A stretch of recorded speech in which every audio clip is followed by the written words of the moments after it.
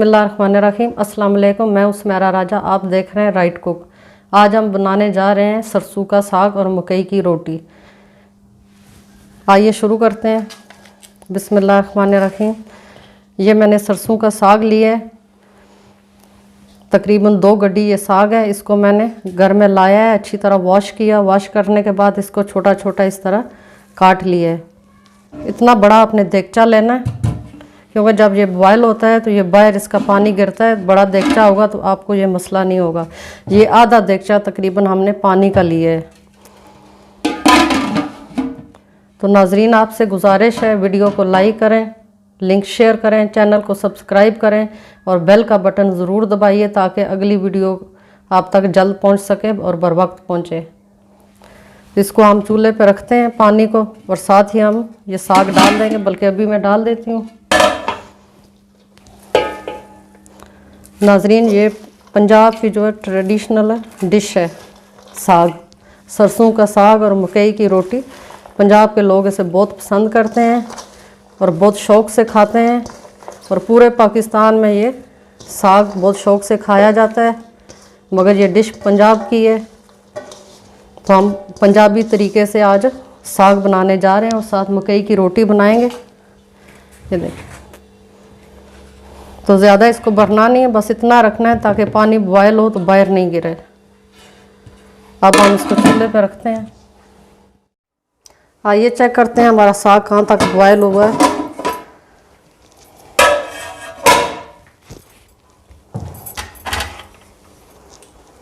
Check करने का इसका तरीका ये है कि आप ऐसे करके देखें। अगर ये ऐसे मसल जाए, सारा ब्लेंड हो जाए आपके हाथ में, समझे आपका साग जो है वो गल चुका है। और साग की रंगत इस तरह की होनी चाहिए, येलो हो जाए, इतना इसको गलाएं।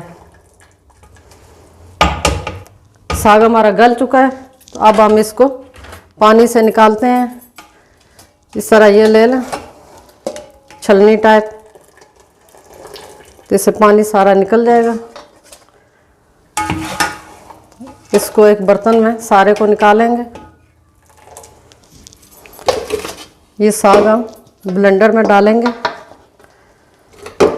हमें बिल्कुल जो मैश हुआ है ना वो चाहिए, क्योंकि हमने दही में साग को बनाना है। तो ये गंदलों का साग है, अच्छी तरह ब्लेंड इसको करेंगे।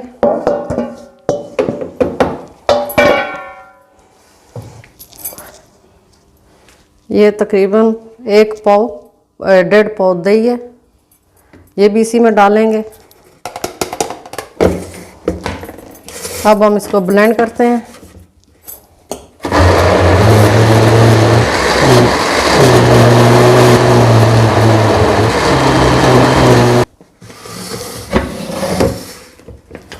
साग ब्लेंड हो चुका है, ये देखें, ये इस फॉर्म में होना चाहिए। ये देखें,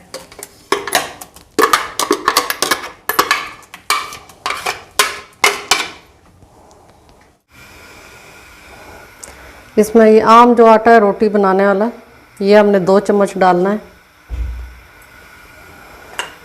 इससे इसकी बाइंडिंग बहुत अच्छी होगी। साथ ही इसमें हमने 2 चम्मच ये कुटी हुई मिर्च है, ये डाल देनी है, और तकरीबन 1.5 चम्मच नमक। अच्छी तरह मिक्स करना है, इसी तरह चूल्हे को पूरी।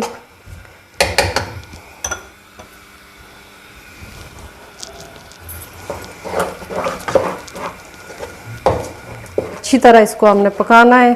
इस साग में कोई हमने एक्स्ट्रा मसाले जो होते हैं वो नहीं डालने, सिर्फ नमक और मिर्च वो डालनी है। और कोशिश करें लाल मिर्च साबुत लें और उसको ख़ुद घर पे ही ग्राइंड करें, थोड़ा मोटा मोटा उसको रखें। अब अच्छी तरह जब ये पकेगा, पक के तैयार हो जाएगा, तो अब बिल्कुल आखिर में हम इसको लहसुन के साथ करेंगे, तड़का लगाएंगे। जब तक साग हमारा पक रहा है, साथ साथ ये भी पकता रहेगा, और साथ हम मकई की रोटी की तैयारी कर लेते हैं। ये देखें, ये मकई का आटा लिया है और ये छलनी ली है। मकई के आटे के लिए स्पेशल मैंने ये रखी हुई है, इससे छान लेंगे। ये इस तरीके से, ये देखें इतने से आटे में इतने छिलके निकल आए हैं। ये तकरीबन 3 रोटी का आटा है। इसमें हम 2 चम्मच ये आम आटा जो रोटी बनाने वाला वो हम गंदम का आटा यूज़ करेंगे 2 चम्मच, ताकि इसकी बाइंडिंग अच्छी तरह हो जाए, रोटी फटे नहीं। 1 चम्मच इसमें नमक डालेंगे और पानी से हम इसको गूंद लेंगे। गूंदना बहुत अच्छे तरीके से है इसको।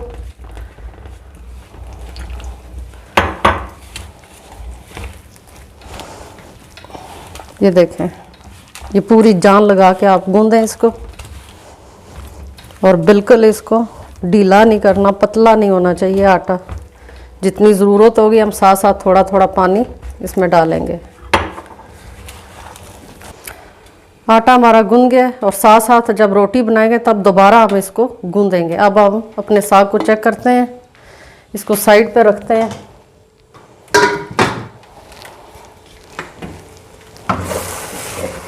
ये देखें साग भी तैयार हो गया।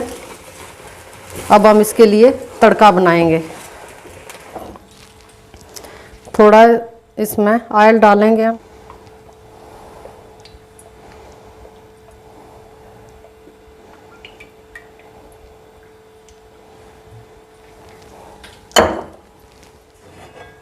ये चौथाई कप होगा ये ऑयल। इसमें थोड़ा देसी घी हम डाल देंगे खुशबू के लिए। इतना सा देसी घी डालेंगे। देसी घी मेल्ट हो गया।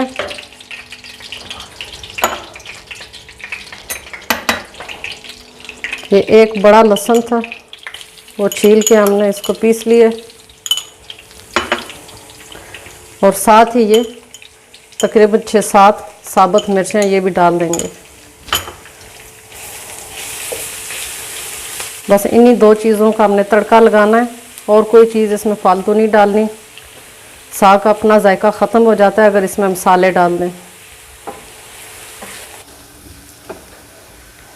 तड़का तैयार हो गया, चूल्हा बंद करते हैं। बस इसी के ऊपर ऐसे तड़का डाल देना।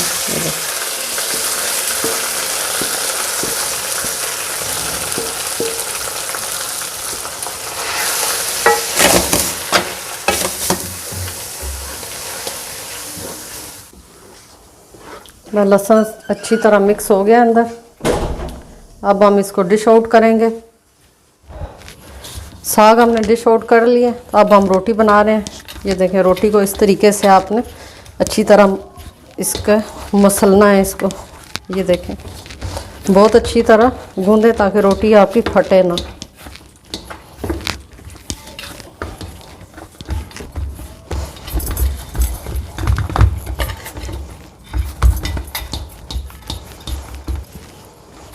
ये देखें, इस तरह आपने रोटी बनानी है।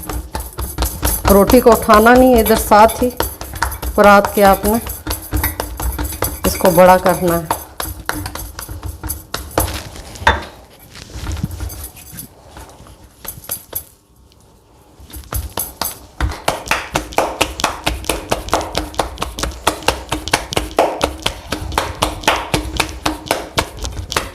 ये इस तरह बनाएंगे तो इसकी किनारियाँ खुद ब खुद बनती जाएंगी साथ ही। ये देखें, ये इसकी किनारियाँ देखें। ये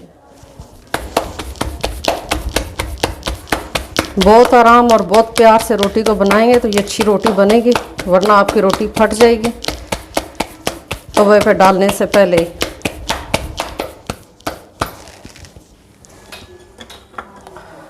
ये हमने अपने तवे को ज़रा सा ग्रीस करना है, इसमें ज़्यादा नहीं घी डालना।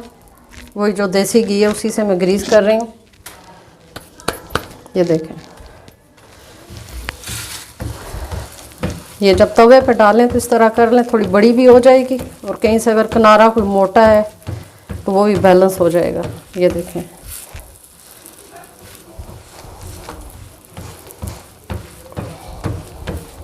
और इसको बिल्कुल हल्की आंच पे पकाना है। अगर तेज़ करेंगे तो ये ऊपर से जल जाएगी, अंदर से कच्ची रहेगी। हम तो जब भी साग बनाते हैं तो मकई की रोटी साथ ज़रूर बनती है। आप भी घर पे ज़रूर ट्राई कीजिएगा। मकई की रोटी बनाना थोड़ा साग से भी ज़्यादा मुश्किल काम है, थोड़ी मेहनत ज़्यादा लगती है। तो आप कोशिश ज़रूर करना, एक दो दफ़ा अगर ख़राब भी हो गई तो आहिस्ता आहिस्ता ठीक हो जाएगी। काफ़ी देर हो गई है तो चेक करते हैं। ये देखें ये कितनी अच्छी तरह पक रही है, फूल भी देखो कैसे अच्छे आए हैं ऊपर।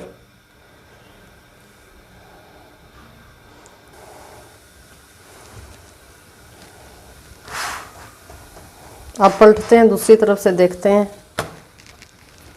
एक साइड बिल्कुल पक चुकी है।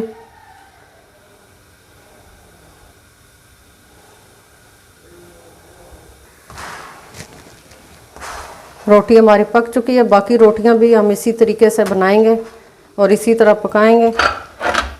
पकाने में इसको देर लगती है, बिल्कुल हल्की आंच पे आपने इसको पकाना है। ये देखें ये कितनी ज़बरदस्त रोटी तैयार हुई है। ये देखें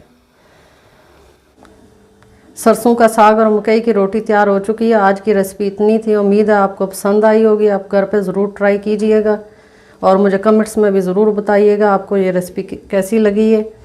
तो जल्दी मिलते हैं किसी अगली वीडियो के साथ, तब तक के लिए इजाज़त दें। अल्लाह हाफ़िज़, फ़ी अमान अल्लाह।